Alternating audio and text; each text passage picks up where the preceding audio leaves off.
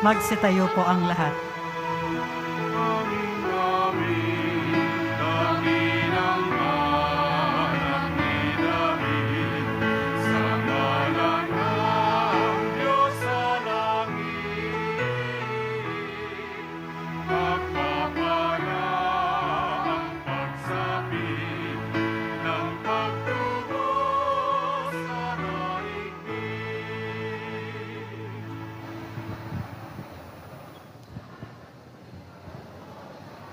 Simulan natin ang ating pagdiriwang sa ngalan ng Ama at ng Anak at ng Espiritu Santo. Amen. Sumainyo ang Panginoon. At sumaiyo rin. Mga minamahal na kapatid, 5 linggo na tayong naghahanda ng sarili para sa pagdiriwang ng Pasko ng pagpapakasakit at pagkabuhay ng Panginoon. Sinikap nating unawain at tuparin ang ating pananagutan sa Diyos at sa kapwa-tao. Alinsunod sa aral at halimbawa ni Hesukristo. Kaysa ng buong simbahan, sinisimulan natin ngayon ang mga mahal na araw. Si Kristo ay matagumpay na pumasok sa kanyang lungsod upang tuparin ang kanyang gawain bilang Mesiyas, ang magpakasakit, mamatay, at muling mabuhay para sa ating kaligtasan. Taimtim nating sariwain sa alaala ang kanyang pag-aalay ng sarili para sa kapwa at sundan natin siya ng may buhay na pananampalataya. Kaysa niya sa pagdurusa sa krus, tayo nawa ay makahati niya sa kanyang pananaig sa kamatayan at sa kanyang bagong buhay. Manalangin tayo.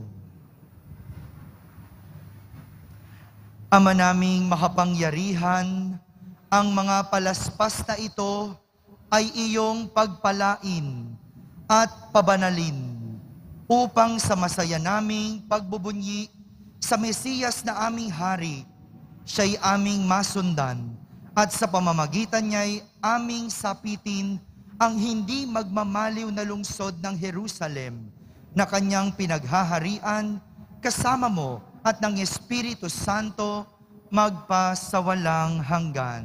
Amen.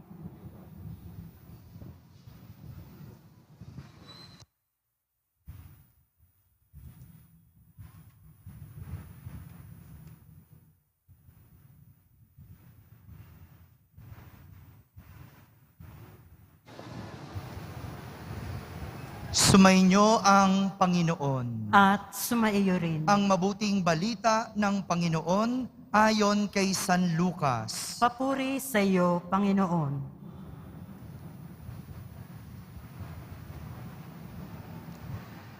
Nagpauna si Jesus patungong Jerusalem.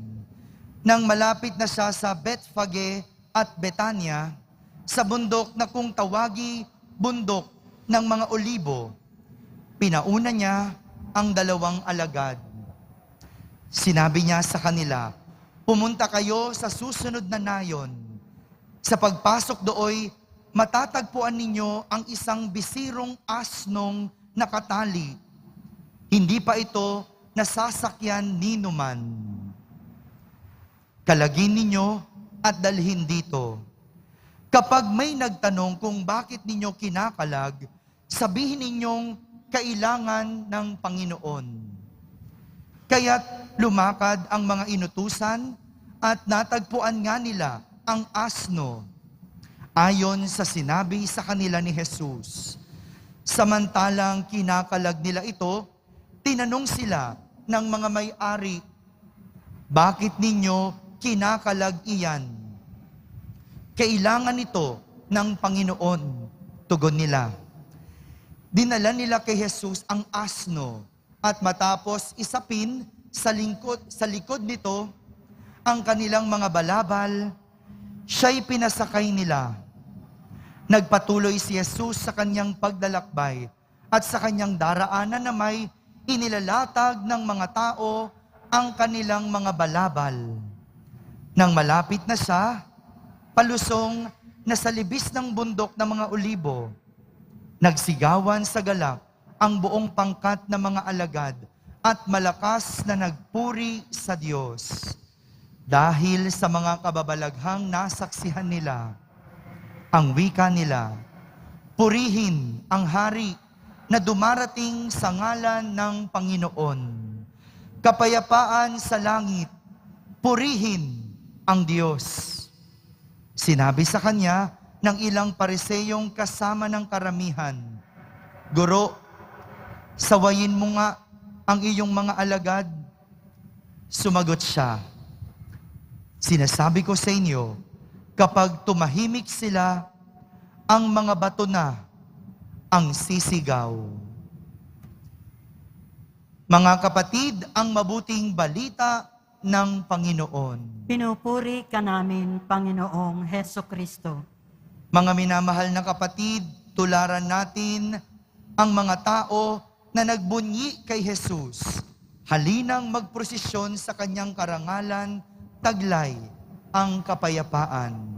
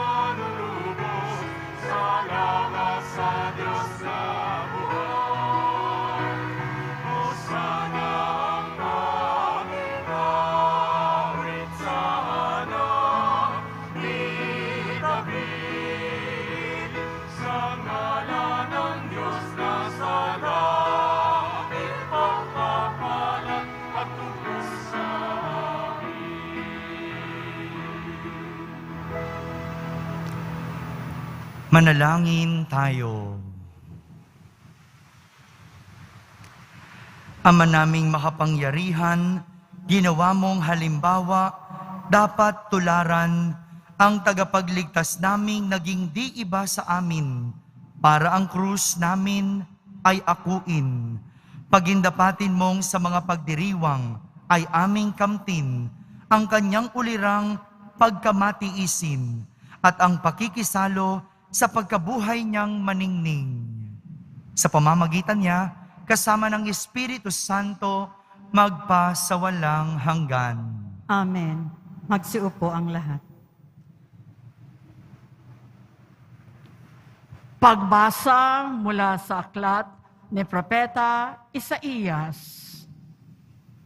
Ang makapangyarihang Panginoon ang nagturo sa akin ng sasabihin ko para tulungan ang mahihina. Tuwing umagay, kanyang binubuksan ang aking pandinig.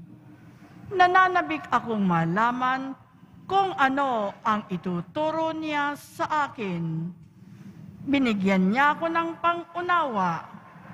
Hindi ako naghimagsik ni tumalikod sa kanya. Hindi ako tumutol nang bugbugin nila ako. Hindi ako kumibo nang ako'y kanilang insultuhin. Pinabayaan ko silang bunutin ang buhok ko't balbas. Gayon din, nang lulhan nila ako sa mukha. Ang mga pagdustang ginawa nila'y di ko pinapansin, pagkat ang makapangyarihang Panginoon ang tumutulong sa akin. Handa akong magtiis na sampaling parang bato, pagkat aking batid na ang sarili ko'y di mapapahiya. Ang salita ng Diyos. Salamat sa Diyos.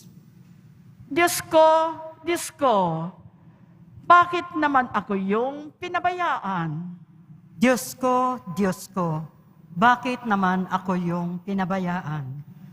Bawat taong makakita'y umiiling, nanunukso. Palibak na nagtatawa't sinasabi ang ganito. Nagtiwala siya sa Diyos, ngunit hindi siya pansin. Kung talagang minamahal, bakit hindi intindihin? Diyos ko, bakit naman ako yung pinabayaan? May pangkat na mga buhong na sa akin pumaligid. Para akong nasa gitna niyong asong mababangis. Mga kamay ko at paay butas sa pakong matulis. Ang buto ng katawan ko ay mabibilang sa masid.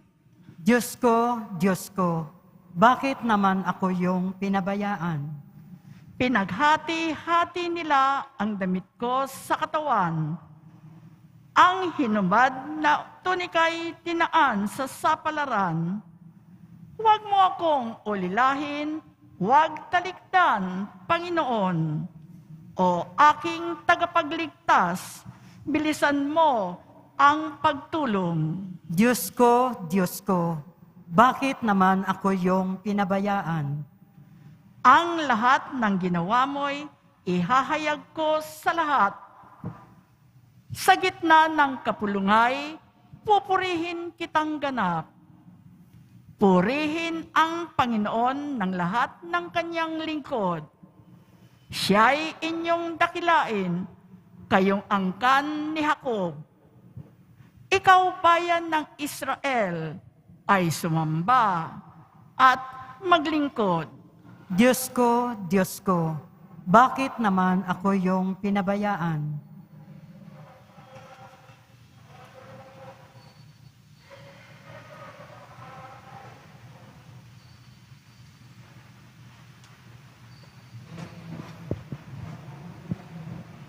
Pagbasa mula sa sulat ni Apostol San Pablo sa mga taga-Filipos. Si Kristo Jesus, bagamat siya'y Diyos, ay hindi nagpilit na manatiling kapantay ng Diyos. Bagkus, hinubad niya ang lahat ng katangian ng pagka-Diyos, nagkatawang tao, at namuhay na isang alipin. Nang maging tao, siya'y nagpakababa at naging masunurin hanggang kamatayan. Oo, hanggang kamatayan sa krus. Kaya naman, siya'y tinampok ng Diyos at binigyan ng pangalang higit sa lahat ng pangalan. Ano pat ang lahat ng nilalang na nasa langit, nasa lupa, at nasa ilalim ng lupa ay maninikluhod at sasamba sa Kanya. At ipapahayag ng lahat na si Jesucristo ang Panginoon sa ikararangal ng Diyos Ama. Ang salita ng Diyos. Salamat sa Diyos.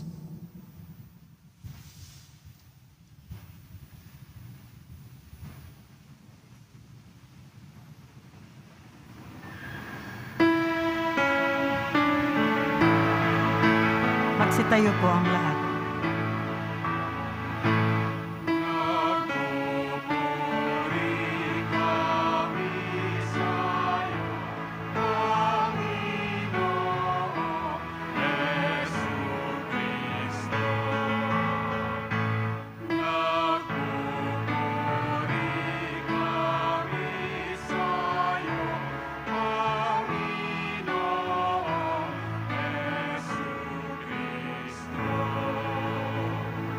Masunuring Kristo Jesus, naghain ng buhay sa krus, kaya't dinakila ng Diyos, binigyan ng alang tampok sa langit at sa sinuko. Nagpupuri kami sa'yo, Panginoong Jesucristo.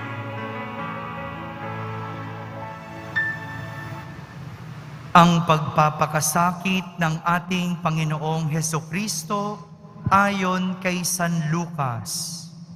Noong panahang iyon, tumindig ang matatanda ng bayan, ang mga punong saserdote at mga eskriba. Dinala nila si Jesus kay Pilato. Sinimulan nilang paratangan si Jesus. Ang taong ito'y nahuli naming nanunulsol sa aming kababayan na maghimagsik at nagbabawal ng pagbabayad ng buwis sa Cesar. Pinapaniwala pa niya ang mga tao na siya ang Kristo, isang hari.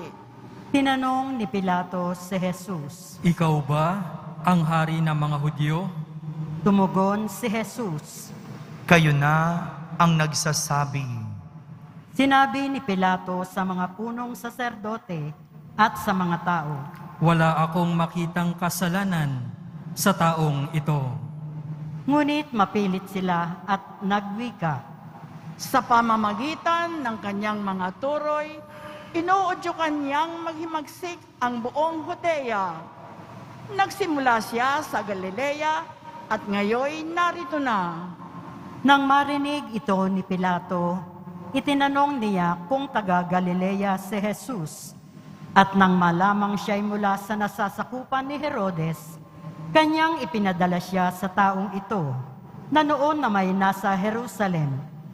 Tuwang-tuwa ito nang makita si Jesus. Marami na siyang nabalitaan tungkol dito at matagal na niyang ibig makita. Umaasa siyang gagawa ito ng kababalaghan at ibig niyang makita iyon. Kaya tinanong niya ng tinanong si Jesus, ngunit hindi ito sumagot kaunti man. Naroon ang mga punong saserdote at ang mga eskriba na walang tigil sa kapaparatang kay Jesus. Hinamak siya at tinuya ni Herodes, pati ng kanyang mga kawal. Sinuutan siya ng maringal na damit at ipinabalik kay Pilato. At ng araw ding iyon, naging magkaibigan sina Herodes at Pilato na dati magkagalit. Ipinatawag ni Pilato ang mga punong saserdote, ang mga pinuno ng bayan at ang mga tao, at sinabi sa kanila, Isinakdal ninyo sa akin ang taong ito sa kasalanang panunulsol sa mga tao. Ngayon, siniyasat ko na siya sa harapan ninyo at napatunayan kong walang katotohanan ang mga paratang ninyo sa kanya. Gayon din si Herodes. Kaya si Jesus ay pinabalik niya sa akin. Hindi siya dapat hatulan ng kamatayan. Wala siyang kasalanan. Kaya't ipahagupit ko lamang siya, saka palalayain. tuwing Paskwa, kinakailangang magpalaya si Pilato ng isang bilanggo para sa kanila. Subalit sabay-sabay na sumigaw ang madla. Patayin ang taong yan. Palayain si Barabas. Nabilanggo si Barabas dahil sa paghihimagsik sa nangyari sa lungsod at dahil sa pagpatay. Minsan pang nagsalita sa kanila si Pilato sa pagnanais na mapalaya si Jesus. Ngunit sumigaw ang mga tao. Ipako sa krus! Ipako sa krus! Ikatlong ulit na sinabi sa kanila ni Pilato. Bakit? Anong ginawa niyang masama? Wala akong makitang dahilan upang siya'y ipapatay. Ipahagupit ko na lamang siya at saka palalayain. Dadapwat lalo nilang ipinagsigawan na dapat ipako si Jesus sa krus. At sa wakas ay nanaig ang kanilang sigaw. Kaya't ipinasya ni Pilato na pagbigyan ang kanilang kahilingan. Pinalaya niya ang taong nabilanggo dahil sa paghihimagsik at pagpatay ayon sa hinihingi nila, at ibinigay sa kanila si Jesus upang gawin ang kanilang kagustuhan. Nang dalanan nila si Jesus upang ipako, nasa lubong nila ang isang lalaking galing sa bukid. Ito'y si Simon na taga Cirene. Pinigil nila ito at ipinapasan sa kanya ang krus. Kasunod ni Jesus, sinusundan si Jesus ng maraming tao, kabilang ang mga babaeng nananaghoy at nananambitan dahil sa kanya. Nilingon sila ni Jesus at sinabi sa kanila, Mga kababaihan ng Jerusalem, huwag ninyo akong tangisan. Ang tangisan ninyo'y ang inyong sarili at ang inyong mga anak. Tandaan ninyo, darating ang mga araw na sasabihin nila, mapalad ang mga baog, ang mga sinapupunang hindi nagdalang tao, at ang mga dibdib na hindi nagpasuso. Sa mga araw na iyo'y sasabihin ng mga tao sa mga bundok, gumuho kayo sa amin, at sa mga burol, tabunan ninyo kami. Sapagkat kung ganito ang ginagawa sa kahoy na sariwa, ano naman kaya ang gagawin sa tuyo? may dinala pa silang 2 salarin upang patayin kasama ni Jesus. Nang dumating sila sa dakong tinatawag na bungo, ipinako nila sa krus si Jesus. Ipinako rin ang 2 salarin, isa sa gawing kanan at isa sa gawing kaliwa. Sinabi ni Jesus, Ama, patawarin mo sila, sapagkat hindi nila nalalaman ang kanilang ginagawa. Nagsapalaran sila upang malaman kung alin sa kanyang kasuotan ang mapupunta sa isa't isa. Ang mga tao'y nakatayo roon at nanonood. Nilibak naman siya ng mga pinuno ng bayan. Sinabi nila, Iniligtas niya ang iba. Iligtas naman niya ngayon ang kanyang sarili. Kung siya nga ang Mesiyas, ang hinirang ng Diyos. nilibak din siya ng mga kawal. Nilapitan at inalok ng maasim na alak. Sinabi nila, Kung ikaw ang hari ng mga Hudyo, iligtas mo ang iyong sarili. naroon ding nakasulat sa ulunan ni Jesus, sa wikang Grego, Latin at Hebreo. Ito ang hari ng mga Hudyo. Tinuya siya at isa sa mga salaring nakabitin na nagwika, Hindi ba ikaw ang Mesiyas? Iligtas mo ang iyong sarili, pati na kami. Subalit pinagsabihan siya ng kanyang kasama, Hindi ka ba natatakot sa Diyos? Ikaw may pinarurusahang tulad niya. Matuwid lamang na tayo'y parusahan ng ganito dahil sa ating mga ginawa. Ngunit ang taong ito'y walang ginawang masama. at sinabi niya kay Jesus, Jesus, alalahanin mo ako kapag naghahari ka na. Sumagot si Jesus, Sinasabi ko sa iyo, ngayon di, isasama kita sa paraiso. Nagmag-12 ng tanghali, nagdilim sa buong lupain hanggang sa 3 ng hapon. Nawala ng liwanag ang araw at ang tabing ng templo'y napunit sa gitna. Sumigaw ng malakas si Jesus, Ama, sa kamay mo'y ipinagtatagubilin ko ang aking espiritu. At pagkasabi nito, nalagot ang kanyang hininga. Magsiluhod po ang lahat at manahimik sandali.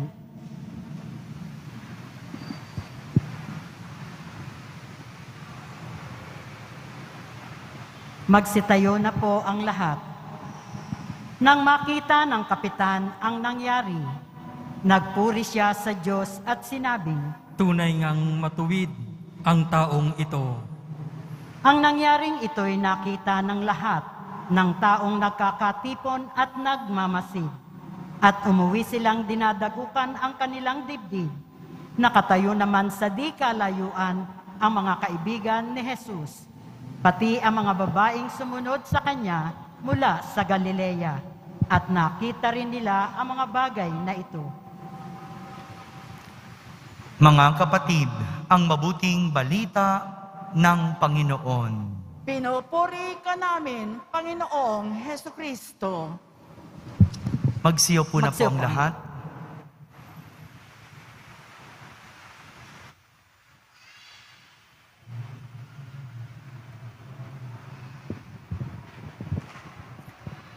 Isang magandang araw po sa inyong lahat.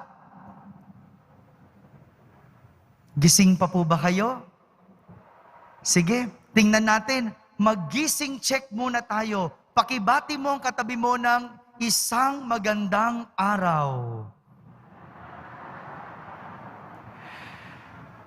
Ngayong araw na ito, atin pong ipinagdiriwang ang linggo ng palaspas.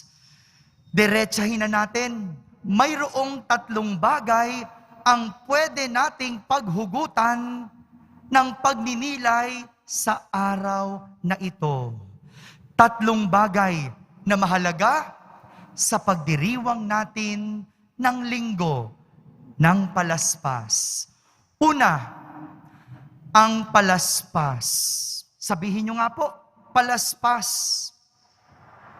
Ito ang ginamit ng mga tao upang iparamdam kay Jesus ang mainit nilang pagtanggap sa Kanya sa Jerusalem.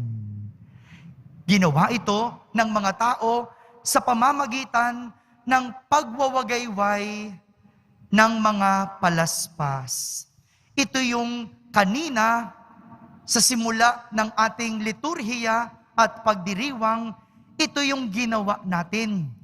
Winagayway natin ang ating mga palaspas.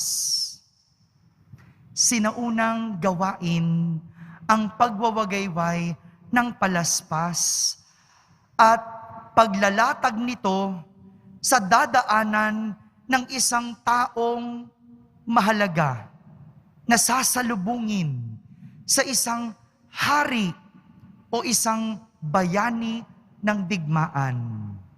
Ginagamit ang palaspas bilang pagtanggap sa isang panauhin, bilang isang sapin sa daraanan para maiparamdam ang mainit na pagtanggap. Samantala, ang palaspas ay simbolo ng pagiging martir at simbolo ng tagumpay. Kaya naman, ang mga sinaunang martir ay nilalagyan ng palaspas o palm branches sa kanilang mga libingan bilang tanda na ang nakalibing ay isang martir. Ganon din ang mga nagtagumpay sa mga palakasan o patimpalak, ginagawaran ng koronang palaspas o palm branches bilang simbolo ng tagumpay. Kaya nga, ang pagwawagayway ng palaspas kay Jesus ay tila isang hudyat ng pagtanggap sa kanyang ng mga tao bilang isang martir na pagtatagumpayan kahit ang kamatayan. Isang pagtanggap sa isang martir na pinagtagumpayan ang kamatayan. Ano naman sa atin ito ngayon? Ngayong panahon ng mga mahal na araw, ngayong papasok tayo sa mga mahal na araw, naway ang mga palaspas na ito ay maging simbolo ng ating pagtanggap, pagpapapasok kay Jesus, hindi lang sa ating mga bahay, kundi higit sa lahat sa ating mga buhay. Mamaya, pag uwi ninyo, isasabit ang mga palaspas sa mga bintana at mga pinto ng bahay bilang sagisag ng pagtanggap kay Jesus. Hindi lang sa inyong mga bahay, kundi higit sa lahat sa inyong mga buhay. Pagtanggap, ang palaspas maging simbolo nawa ng mga taong nawalay sa Diyos, napalayo sa Diyos, at mga tumalikod sa Diyos. Lahat tayo, isang beses, minsan, tumalikod, lumayo, at napawalay sa Diyos. Kaya ngayong simula ng mga mahal na araw, itong palaspas na ito, iwawagayway natin bilang tanda, bilang simbolo ng ating pagtanggap muli sa ating Poong Jesus Nazareno. Minsang tayo'y nawalay, minsang tayo'y napalayo, ang palaspas ay maging simbolo ng pagtanggap muli natin kay Jesus sa ating mga buhay. Pangalawa, ang bisirong asno. Ano po yung una? Tulog na. No? Ano po yung una? Palaspas. Ano po yung pangalawa? Narinig natin sa ating ebanghelyo na inutusan ni Jesus ang kanyang mga alagad na pumunta sa bayan. At doon, makikita nila ang isang bisirong asno. Pinakuha ito ni Jesus na siyang ginamit niya pagpasok sa Jerusalem. Bukod sa katuparan ng propesiya ni Zacarias na ang hari na paparating ay matuwid at matagumpay, sakay ng isang bisirong asno. Bukod sa kanyang propesiyang iyon, noong sinaunang panahon, ang isang pinuno o mataas na uri ng tao ay laging sakay ng isang kabayo. Lalo na kung galing ito sa giyera, na siyang nagpapakita ng kagitingan at tagumpay. Kapag sakay ka ng isang kabayo, ipinapakita mo na ikaw ay magiting, malakas, matipuno, at nagtagumpay. Ngunit kapag ang isang pinuno ay sakay ng isang bisirong asno, ito ay nagpapahiwatig ng kapayapaan.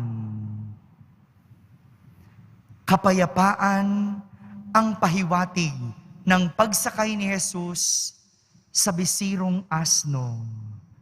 Kaya naman, ang paggamit ni Jesus ng bisirong asno papasok sa Jerusalem ay nagpapahiwatig ng paghahatid ng kapayapaan sa mga tao. Ito rin nawa ang maging hamon sa atin ngayong papasok tayo sa mga mahal na araw. Ang magkaroon ng kapayapaan para sa mga buhay na puno ng kaguluhan at bangayan. Naway ngayong panahon ng mga mahal na araw, magdulot nawa ang palaspas, ang pagdiriwang ng linggo ng palaspas ng kapayapaan sa ating mga buhay. Magdulot nawa tayo ng kapayapaan, itigil ang away, ihinto ang alitan. Tigil na ang siraan. Ito po ang hatid ng bisirong asnong sinakyan ni Jesus na nagpapakita sa lahat na kapayapaan ang hatid ni Jesus. Sabihin mo nga sa katabi mo, sundutin mo, makipagbati ka na. Makipagbati ka na. Sagutin mo, mauna ka. Susunod ako. Pag uwi natin, dala-dala ang palaspas. Nawa, lahat ng ating mga kagalit, mapaalalahanan tayo ng palaspas ng kapayapaan. Itigil ang siraan. Itigil ang kaguluhan. Naway magkaroon ito ng kapayapaan. Nakakahiya. Uuwi ka sa inyong mga bahay, uuwi ka sa inyong mga lugar. Makikita ng inyong kapitbahay at ng iyong pamilya, meron kang palaspas. Nakakahiya na isasabit mo to sa bintana o pinto, pero ang dami mong kaaway. Kaya nawa, bago mo isabit yan, makipagbati ka na. Sapagkat walang silbi ang simbolong sinasabit mo kung walang kapayapaan ang iyong buhay. At pangatlo, Hosana. Sumigaw po kayo, Hosana! Ito po yung sigaw ng mga tao habang winawagayway nila ang mga palaspas noong papasok si Jesus sa Jerusalem. Hosana, ibig sabihin, iligtas mo kami. Bukod sa kagalakan, ang pagtanggap kay Jesus ay may kasabay na sigaw ng mga tao na humihingi ng kaligtasan. Kaligtasan dahil ang mga tao ay mayroong pangangailangan. Kailangan na maligtas sa sakit. Kailangan na masolusyonan ang problema. Kailangan na mga material at pinansal. Ito yung ihinihingi at inilalapit ng mga tao sa pagsigaw nila ng Hosana o iligtas mo kami. Pero ang hindi nila alam, bit-bit ni Jesus, hindi lang kaligtasan ng material na pangangailangan, kundi higit sa lahat, kaligtasan ng kaluluwa ng bawat isa. Kaligtasan ng kaluluwa ng bawat isa. Ito yung nais ni Jesus. Ito yung bit-bit ni Jesus para sa lahat ng mga tao. Kaligtasan ng kaluluwa.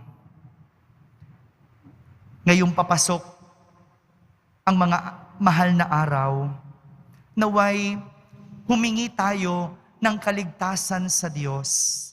Isa lang ang iyong dadasalin ngayong araw na ito. Isigaw mo, Hosana, iligtas mo kami. Isigaw mo, Hosana, iligtas mo kami. Ngayong panahon ng kagipitan, kahirapan, pagdurusa, isigaw mo, Hosana, iligtas mo kami. Sa iyong dinadalang sakit, idasal mo, Hosana, iligtas mo kami. Ngunit ang kaligtasan ito na nais ni Jesus ay kaligtasan higit sa lahat ng kaluluwa na matatagpuan sa kumpisal. Ngayong mga mahal na araw, mga kapatid, huwag kalimutan ang mangumpisal. Huwag kalimutan ang humingi ng kaligtasan. At ang tanging daan tungo sa kaligtasan ay ang kapatawaran mula sa Diyos.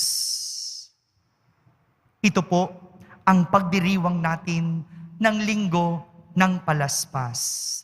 Isang pagdiriwang na may tatlong mahalagang bagay. Palaspas, bisirong asno, hosana, na nagpapahiwatig sa atin ng pagdiriwang ng pagpasok ni Jesus sa ating mga buhay na nagdudulot ng kapayapaan at kaligtasan. Amen? Amen. Magsitayo po tayong lahat at sabay-sabay nating ipahayag ang ating pananampalataya. Sumasampalataya ako Sa Diyos amang makapangyarihan sa lahat, na may gawa ng langit at lupa. Sumasampalataya ako kay Hesu Kristo, iisang anak ng Diyos, Panginoon nating lahat. Nagkatawang tao siya, lalang ng Espiritu Santo. Ipinanganak ni Santa Mariang Birhen, pinagpakasakit ni Poncio Pilato, ipinako sa krus, namatay at nilibing. Nanaog sa kinaroroonan ng mga yumao. Nang may ikatlong araw, nabuhay na mag-uli. Umakyat sa langit, naluklok sa kanan ng Diyos, amang makapangyarihan sa lahat. Doon magmumulat paririto at huhukom sa nangabubuhay at nangamatay na tao. Sumasampalataya naman ako sa Diyos Espiritu Santo, sa banal na simbahang Katolika, sa kasamahan ng mga banal, sa kapatawaran ng mga kasalanan, sa pagkabuhay na muli ng nangamatay na tao, at sa buhay na walang hanggan. Amen. Ama, naririto kami sa harap mo upang makibahagi sa mahal na pagpapakasakit ni Kristo. Umaasang matatamo rin ang grasya ng kanyang kaluwalhatian. Ating sambitin sa bawat panalangin sa pamamagitan ng pagpapakasakit ni Kristo. Ama, dinggin mo kami. Sa pamamagitan ng pagpapakasakit ni Kristo, Ama, dinggin mo kami. Maging buhay na saksi nawa ang simbahan ni Kristong nakapako sa krus. Sa gitna ng kahirapan, sakit, pagdurusa at pagkamuhi, manalangin tayo. Sa pamamagitan ng pagpapakasakit ni Kristo, Ama, dinggin mo kami. Tularan nawa ng nais maging pinuno ng aming bayan, si Kristong dumating upang maglingkod at hindi paglingkuran, manalangin tayo. Sa pamamagitan ng pagpapakasakit ni Kristo, Ama, dinggin mo kami. Matupad nawa ng programang Alay Kapwa ang kanilang mga naisin na tulungan ang mga nangangailangan. Manalangin tayo. Sa pamamagitan ng pagpapakasakit ni Kristo, Ama, dinggin mo kami. Aliwin mong sa iyong presensya, O Diyos, ang mga kapatid naming pumanaw. Manalangin tayo. Sa pamamagitan ng pagpapakasakit ni Kristo, Ama, dinggin mo kami. Sa katahimikan, ating ilapit sa Diyos ang ating mga pansariling kahilingan.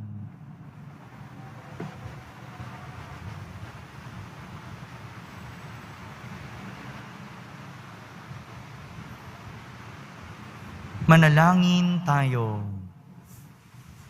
Sa pamamagitan ng pagpapakasakit ni Kristo, Ama, dinggin mo kami. Ama, dinggin mo ang panalangin ng iyong bayan, lumago nawa kami sa pag-ibig upang ganap naming makamtan ang galak na dulot ng pagkabuhay ni Jesucristong anak mo at aming Panginoon. Amen.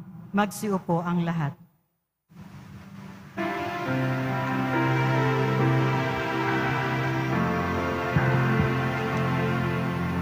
Sa'yo, Ama, aming handog ang pinapayagana na ito. Handog ng iyong bayang sumasamo, humihingi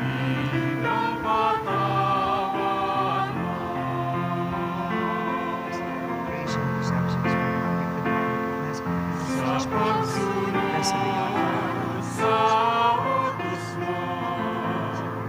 Nalulugod akong labis, di masukat ang galak ko,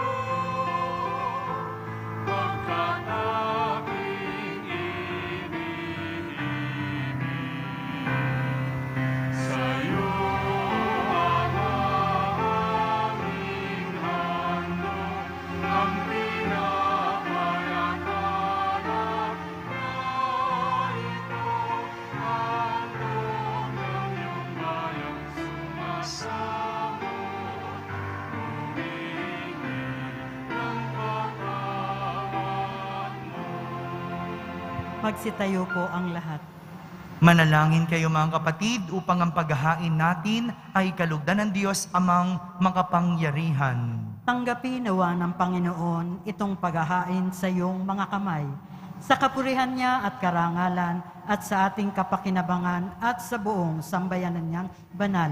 Ama naming lumikha, pakundangan sa pagpapakasakit ng iyong bugtong na anak, sumaamin nawa ang iyong pagpapaunlak na di makakamit ng tanang aming pagganap, kundi ng paghahaing minsan lamang para sa lahat, na mula sa iyo'y pinakikinabangan namin at tinatanggap.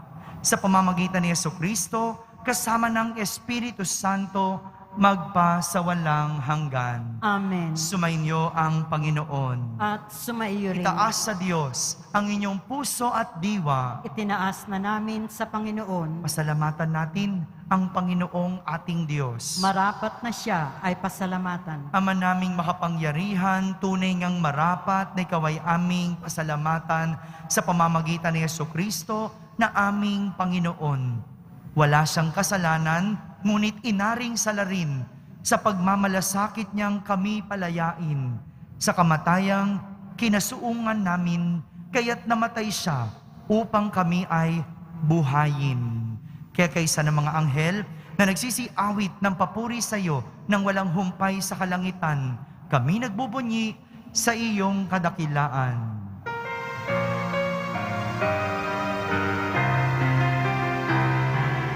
Santo, Santo, Santo, Panginoong Diyos ng mga hukbo, napupuno ang langit at lupa ng kadakilaan mo. Hosana, Hosana, Hosana sa kaitaasan. Hosana, Hosana, Hosana sa kaitaasan. Pinagpala ang naparirito sa ngalan ng Panginoon. Hosana, Hosana, Hosana sa kaitaasan. Hosana, Hosana, Hosana sa kaitaasan. Magsiluhod po ang lahat. Ama naming banal, ikaw ang bukal ng tanang kabanalan. Kaya't sa pamagitan ng iyong Espiritu, ay gawin mong banal ang mga kaloob na ito, upang para sa amin ay maging katawan at dugo ng aming Panginoong Hesukristo. Bago niya pinagtiis ang kusang loob na maging handog, hinawakan niyang tinapay, pinasalamatan kanya, pinaghati-hati niya iyon, iniyabot sa kanyang mga lagad at sinabi, "Tanggapin ninyong lahat ito at kanin. Ito ang aking katawan na inihahandog para sa inyo."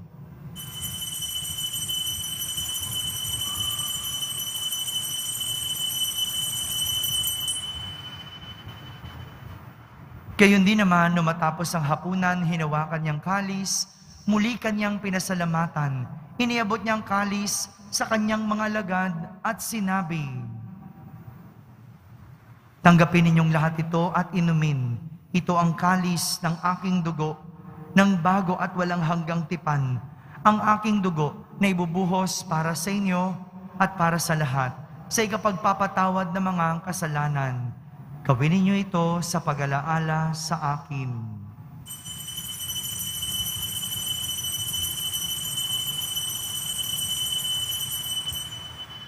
Magsitayo po ang lahat. Ipagbunyi natin ang misteryo ng pananampalataya. Si Kristo'y namatay, si Kristo'y nabuhay, si Kristo'y babalik sa wakas ng panahon. Ama, ginagawa namin ngayon ang pag-alaala sa pagkamatay at muling pagkabuhay ng iyong anak, kaya't inaalay namin sa iyo ang tinapay na nagbibigay buhay at ang kalis na nagkakaloob ng kaligtasan. Kami nagpapasalamat dahil kami iyong minarapat na tumayo sa harap mo para maglingkod sa iyo.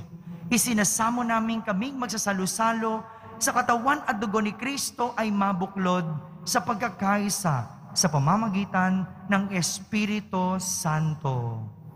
Ama, lingapin mong iyong simbahang laganap sa buong daigdig. Puspusin mo kami sa pag-ibig kaysa ni Francisco na aming Papa, ni Jose na aming obispo at ng Tanang Kaparian. Alalahanin mo rin ang mga kapatid naming nahimlay na may pag-asang sila'y muling mabubuhay, kayon din ang lahat ng mga pumanaw. Kaawan mo sila at patuloyin sa iyong kaliwanagan. Kaawan mo at pagindapating kaming lahat na makasalo sa iyong buhay na walang wakas. Kaisa na mahal na Birheng Maria na Ina ng Diyos, ng kabiyak ng puso niyang si San Jose, kaysa ng mga apostol at ng lahat ng mga banal na namuhay dito sa daigdig ng kalugod-lugod sa iyo. May pagdiwang nawa namin ang pagpupuri sa kararangal mo sa pamamagitan ng iyong anak na aming Panginoong Heso Kristo. Sa pamamagitan ni Kristo, kasama niya at sa Kanya, ang lahat ng parangal at papuri ay sa iyo, Diyos Amang makapangyarihan, kasama ng Espiritu Santo, magpa sa walang hanggan.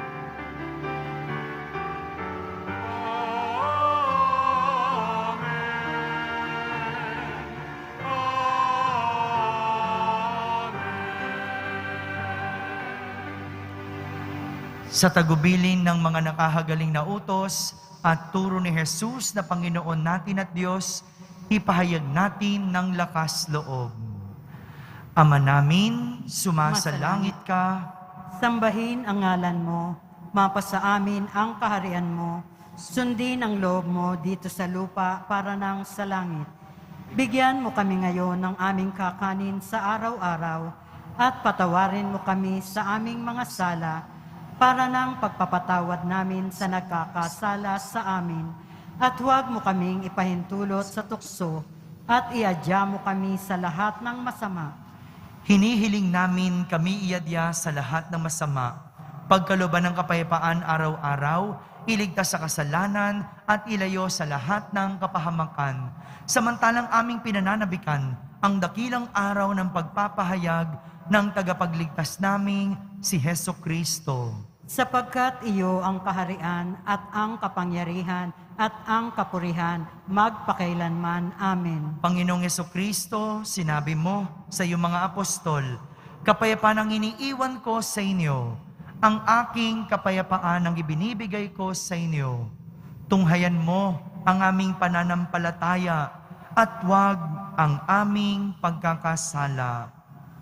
Pagkalooban mo kami ng kapayapaan at pagkakaisa ayon sa iyong kalooban, kasama ng Espiritu Santo, magpa sa walang hanggan. Amen. Ang kapayapaan ng Panginoon ay laging sumainyo. At sumaiyo rin. Magbigayan kayo ng kapayapaan sa isa't isa. Kapayapaan po para sa lahat. Peace. Peace with you.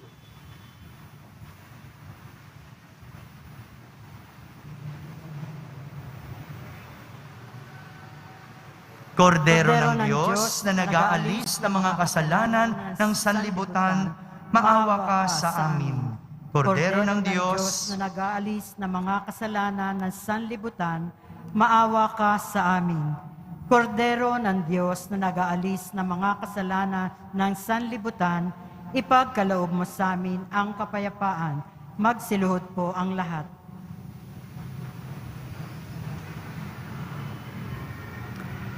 Ito ang kordero ng Diyos. Itong nag-aalis ng mga kasalanan ng sanlibutan. Mapalad ang mga inaaniyahan sa kanyang piging. Panginoon, hindi ako karapat-dapat na magpatuloy sa iyo, ngunit sa isang salita mo lamang ay gagaling na ako. Ang katawan ni Kristo, Amen.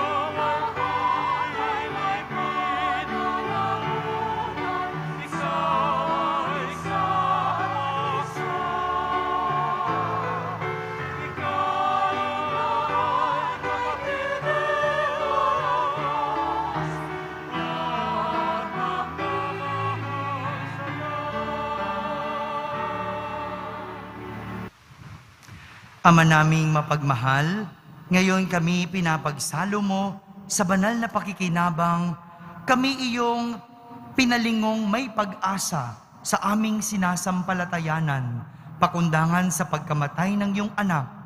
Gawin mong kami makarating sa aming paroroonan, pakundangan sa kanyang muling pagkabuhay, bilang tagapamagitan kasama ng Espiritu Santo, magpa sa walang hanggan. Amen.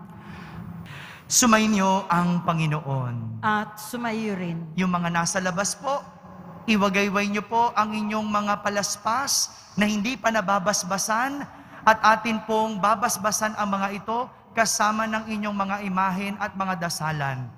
Taas po natin ang ating mga palaspas. Mahal na pong Jesus Nazareno, inihayag mo sa pamamagitan ng krus ang walang maliw na pag-ibig ng Diyos sa sangkatauhan. Pakinggan mo ang kahilingan ng iyong angkan na nagsusumamo sa iyo. Makamtanawan nila ang inyong katugunan at tanggapin ang kasagutan na may utang na loob na tinatanaw.